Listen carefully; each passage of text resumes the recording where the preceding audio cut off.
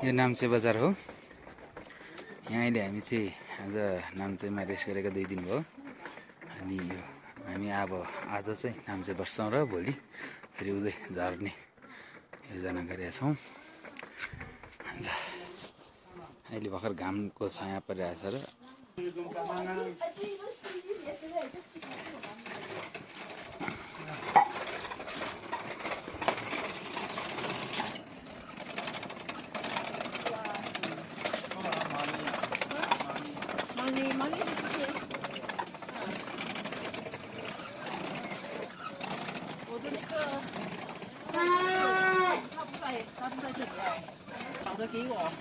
चाहिँ यहाँ अब उहाँहरू सिङ्गापुरको हो। सिङ्गापुरीहरूलाई हामीले घुमाउँदैछौँ यता